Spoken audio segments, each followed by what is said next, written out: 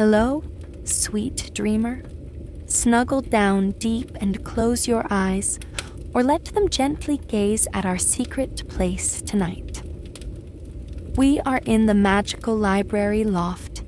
This cozy attic room is where a kind boy named Leo loves to be. Leo has a special job.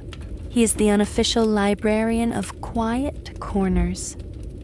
He loves stories, but more than that, he loves helping others find the right story at the right time.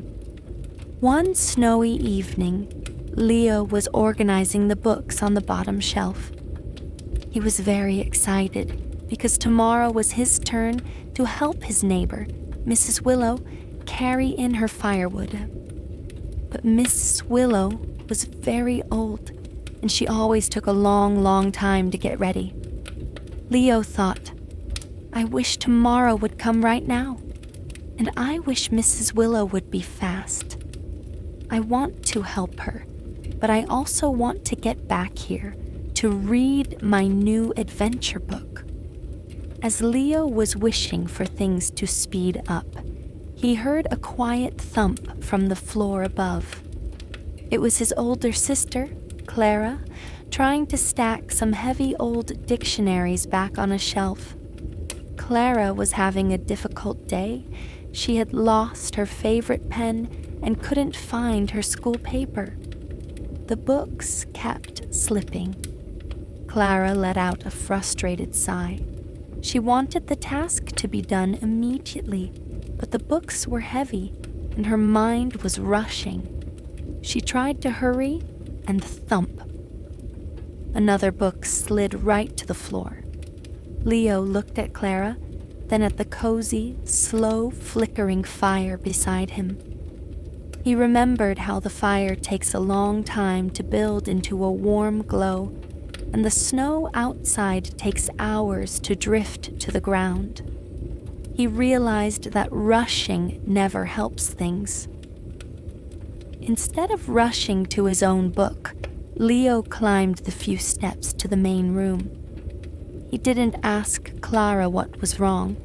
He just quietly picked up the fallen dictionary. He looked at the heavy books and then at Clara's worried face. Hey, Clara, he said softly. Let's try stacking these slowly, like we're building a tower that must last forever. No rush. We have all night. Leo didn't grab or push.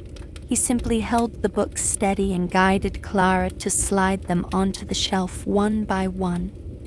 He moved with a steady, quiet rhythm, letting Clara set the pace. As they worked together, the quietness and the slow, calm rhythm settled over Clara. She stopped sighing, and the worried look left her face. When the last book was perfectly in place, she smiled. It was a genuine, relaxed smile. Thank you, Leo, Clara whispered. You have such good patience. You made that easy. Leo smiled, too. He realized that waiting patiently and being kind wasn't just about tomorrow's chore. It was about slowing down today to help someone else. And helping Clara felt warmer than any book he could read. He learned that patience is a quiet gift you can give to others and to yourself. Now, as the fire glows warmly and the snow continues its gentle dance outside, let the feeling of patience settle into your heart. Close your eyes, my sweet friend. Let the warmth of the loft and the comfort of kindness lull you into a soft, peaceful sleep. Good night, my sweet dreamer.